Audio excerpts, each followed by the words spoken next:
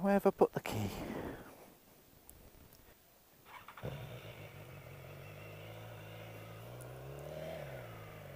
Right, I've had my breakfast at Double Black.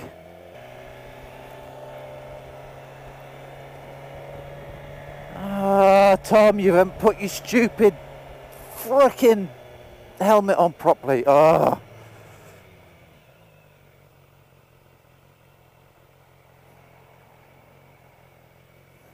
Seriously, oh, what the hell's wrong with me at the moment?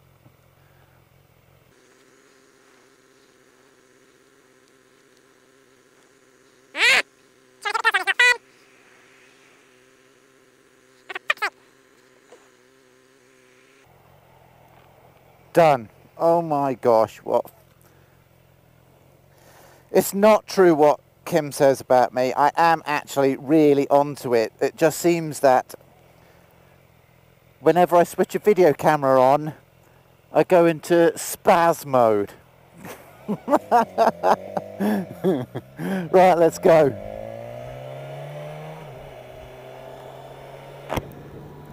So, it's the last day of the holiday, of my holiday. Kim's been back all week. She's not very happy about it, to be honest, but I'm loving it. I've had a great week. Just cruised around town, laid outside on the deck, played computer games, played on the motorbike. It's been rather nice, actually. Thank you very much. Kim, sadly, she's been at work every day. So what I'm up to today is I've just finished editing the second video of our trip around Christchurch, and it's a good one. You'll probably see this video that I'm making now sort of midweek at some point in the future, but I'm going to get this video up first. There's two more to go after this one that I'm putting up. It's a good one. We were on fire. We were just talking and talking and talking. I had about 5.5 hours worth of footage from 2 cameras to trawl through. It took me about 10 hours to edit it. I'm just going to pop in. For those of you that know Wanaka, this is all new. Actually, I won't go in this entrance, I'll go the next one. I'm just going to pop in and see the boys. And now I have to take the footage that I've spent roughly 10 hours editing to my mate's house to upload it, which is even more annoying. Because my internet is not fast enough to upload it. In fact, not only is it not fast enough not to upload it, it stuffs it up.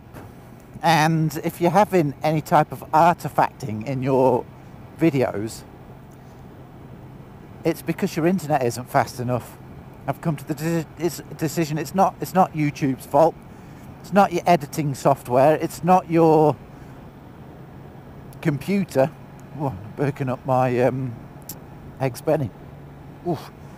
It's not your computer, it's the internet. So it's taken me about 30 hours to upload a video on my internet, and then when watching it on even somebody with fast internet's TV, it was pixelated bad. Ever since I've been uploading it on Andy's computer, this Hero 7 footage is just amazing. Oh, so this is the other thing. I'm going to tell you about it in a minute. I'm going to pop in, grab my hard drive, and then I'm going to head to Andy's. Then I've got to tell you a story. This is my other problem. My computer. This was a state-of-the-art computer. Water-cooled, graphics card, state-of-the-art graphics card, quad-core, SSD hard drive, state-of-the-art 8 years ago.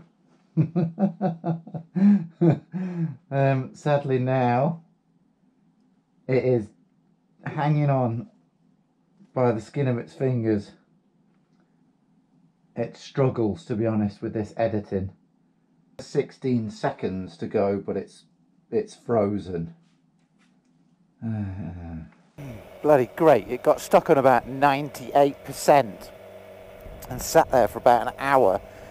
I definitely need a new computer. And look at these guys. What are they doing? Fibre. Yeah, baby. Oh, it's not long now, folks, not long now, and I'll have fibre. Unfortunately, they're doing every street but my street,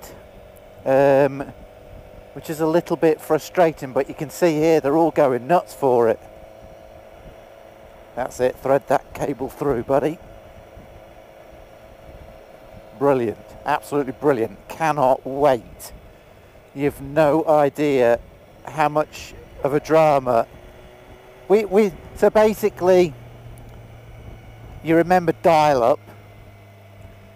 Well, shortly after dial-up, they rolled out the first broadband, which I don't know when that was, but it was late 90s, early 2000s.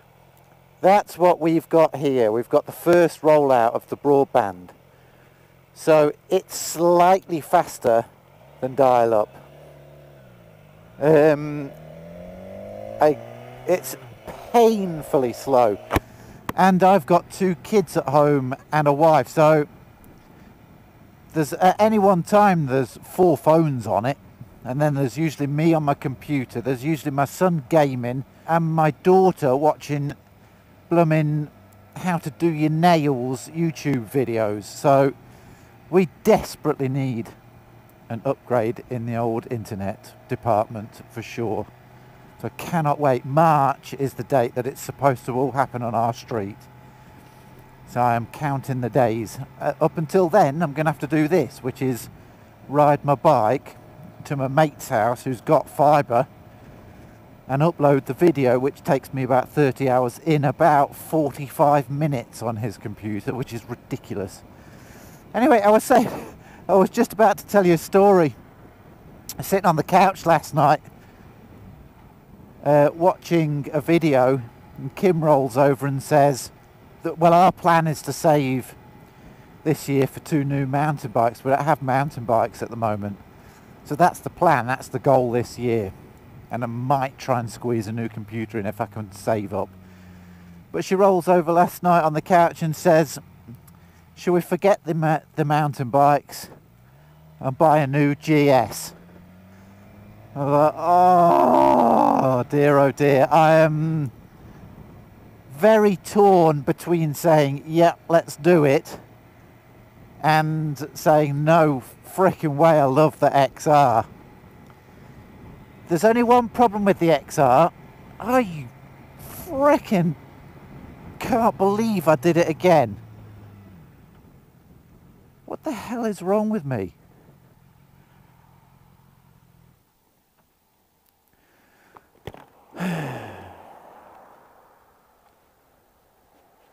One of these days, that's going to get me into trouble. And never forget, only when I frickin' switch the video on. Anyway, as I was saying, as I put my helmet on properly, I love the XR. It is 98, in fact it's 110% perfect. The problem is with that, it's too fast. I'll explain the problem. The problem is this. It's a 170 horsepower bike, right? To be utilising that 170 horsepower, you have to be doing 10 to 11,000 RPM. So the bike has to be screaming before you're using its full power. The problem with that is, if you ride like that, you'll get to about 100 kilometers in second gear, it'll be screaming, you'll feel the full power, and then that's it. You've got to stop at 100. Now, I appreciate if you do track days and the like, you're going to love it. It's amazing. but for everyday road use, it's not that practical. However, it is amazing. So my thought is no flipping way. She's very, very keen to get a GS. Very keen. So I'd like to think that I'd stay with this bike. I pretty much 100% won't buy a GS, but I'd like to know your thoughts on the new 1250 GS. I wouldn't go a GSA. I think they're just too big. I'd get a GS Rally. They are nice bikes, but they're nowhere near as cool as an XR. XR's the straight 4. I love it, but I do have, that's my one gripe, that I never really go above 6,000 RPM for 90% of its life. So it always feels like it wants to go, and it always feels like you just, you know, it wants to go. It wants you to pull back the throttle. And that can get a bit frustrating. It's like going to a strip bar, if you know what I mean. You can look but you can't touch. That's kind of what it's like riding this bike.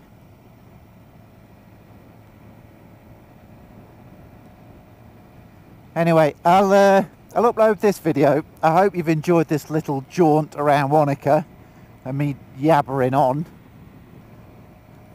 This is all brand new. When we first moved here 5 years ago, this was fields. It's brand new, a massive estate.